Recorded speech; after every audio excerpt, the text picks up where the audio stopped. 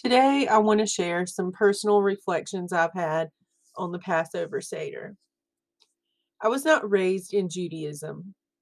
I came to it in my early 30s, and I was not accustomed to the traditions of Passover when I first, came to Judaism as a new religion. I attended my first Seder in 2012, but since then I've participated in my share of them, at least one, usually more, every year. And I have accumulated several observations and thoughts over the past years of Seders. One thing that stood out to me is the importance of candles and wine. All Jewish celebrations include wine as a symbol of our joy. The Passover Seder offers us four opportunities to fill our cup and drink. We begin with the sanctification of wine. And like the lighting of candles, the sanctification of wine marks a sacred moment in time, and time is a central component to the Passover theme of freedom. When in bondage, slaves do not own their time. They do not control their day or when they accomplish things. Slaves are bound to the time of their masters. In preparation for liberation, our ancestors were given a new calendar. Why? As a newly freed people, the divine no longer wanted them to mark time as the Egyptians did.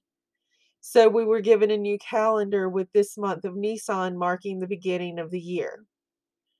Once freed, time would be ours. We would no longer serve a master who would have command of our time. And when we have control of our time, we have control of our destiny.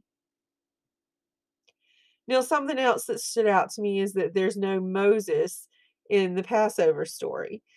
And when thinking of the Exodus, it is natural to think of Moses. We're all familiar with the story of Moses standing before Pharaoh saying, "Let my people go." But the Haggadah barely mentions Moses at all. Why? By doing so, we focus on the human aspects of our liberation and we forget the divine element. And today, it's all too easy to forget the aspect that the divine plays in our lives. We all come to Judaism with a variety of beliefs. And no matter what our specific beliefs are regarding God, we all hold the common belief that we are created in the image of the divine, no matter what that means. If we are created in the image of the divine, then we have a spark of the divine within us. And by remembering our liberation through the lens of the divine, we are able to better see that no matter what bondage we experience, we have a supernatural spark within us that will help us integrate our total selves. Now, the four questions from Passover is one aspect that I really like. The Passover story takes the form of questions and answers instead of a straightforward story. And I kind of like that. By asking questions, we are able to involve everyone in the telling of the story. And we are also able to make sure that everyone understands the story. Traditionally, the youngest person present asks the four questions, and alternatively, the guests with the least Passover knowledge can ask. Or sometimes everybody takes turns asking questions, and that's one of my favorite ways to do it. Why is this night different from all other nights? On all other nights, we eat both bread and matzah. Why do we only eat matzah on this night? On all other nights, we eat all vegetables. Why do we only eat bitter herbs on this night? On all other nights, we don't dip our vegetables. Why do we dip twice on this night? On all other nights, we sit up or recline. Why do we only recline on this night?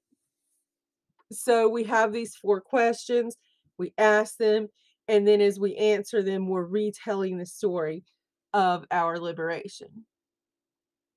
The four aspects of self. In telling the story and answering the questions, we remember that there are four aspects of ourselves. Each one of us has a different ability to grasp the meaning of the story, and it is our job to ensure that we help each other to fully comprehend the story of bondage and liberation to the best of each person's ability. The first aspect of self is wise. This aspect seeks to understand the laws and rules for observing the Passover holiday. The second aspect of self is wicked. This aspect seeks to understand what Passover means to the other. This aspect of self does not see him or herself as part of the community and has thus missed the whole moral of remembering. The third aspect of self is simple. This aspect of self seeks to understand the very meaning of Passover, the basic understanding. And the fourth aspect of self doesn't know how to ask. This aspect of self is content to observe the Seder without interaction or understanding. And what I find fascinating is, for myself, some years I approach Passover as each of these four aspects of self. Sometimes I come to the Seder and I'm wise, and other times I come to the Seder and I just want to observe. I don't want to interact. I just want to be there, get the ritual over with, and do it and be done with it. And the meaning isn't as important to me. Not that it's not important, but some years I'm just not feeling it as much as others. So I like these four aspects of self because I can see myself in each one of them every year, and different years definitely being different aspects of self coming to the ritual Seder. These are just some random thoughts and observations I've had over the years, and it's not by any means all of the thoughts I've had, but it's a few of them. Some I wanted to share. So there you have it.